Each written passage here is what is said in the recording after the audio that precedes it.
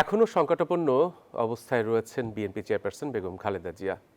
গত রাতের মতো আজও তার খোঁজ খবর নিতে রাজধানীর এভারকেয়ার হাসপাতালে ভিড় করছেন বিভিন্ন রাজনৈতিক দলের নেতাকর্মীরা।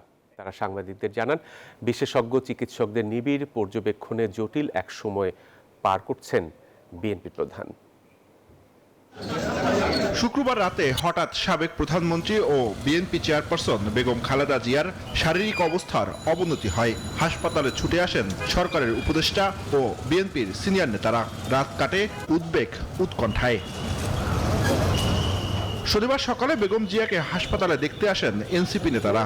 হাসপাতালে প্রায় 2 ঘন্টা অবস্থান করেন তারা। পরে সাংবাদিকদের জানান, বিএনপি প্রধানের অবস্থা এখনো সংকটাপন্ন।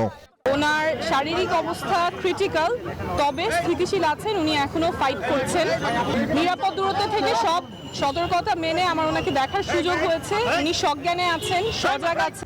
Bashundhara public school and college 2026 শিক্ষাবর্ষে ভর্তি চলছে।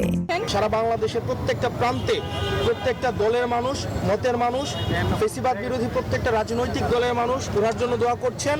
উনি যেন দ্রুত সুস্থ হয়ে ওঠেন এবং ফেসিস্ট খুনি হাসিনার ফাঁসি যেন উনি দেখে যেতে পারেন। ওনাকে যে ডিরেকশনটা দিচ্ছেন ডক্টরসরা, সেটা উনি নিতে পারছেন।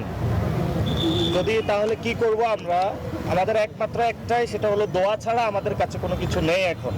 সকালে হাসপাতালে আসেন বিএনপির নেতারাও। দলের যুগ্ম মহাসচিব খায়রুল কবির খোকন বলেন, বেগম জিয়ার অবস্থা রয়েছে গত রাতের মতোই।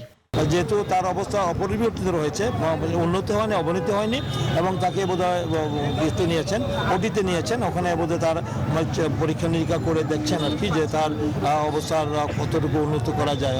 এ সময় তারেক রহমান খুব দ্রুতই মায়ের পাশে থাকতে দেশে ফিরতে পারেন বলেও জানান তিনি।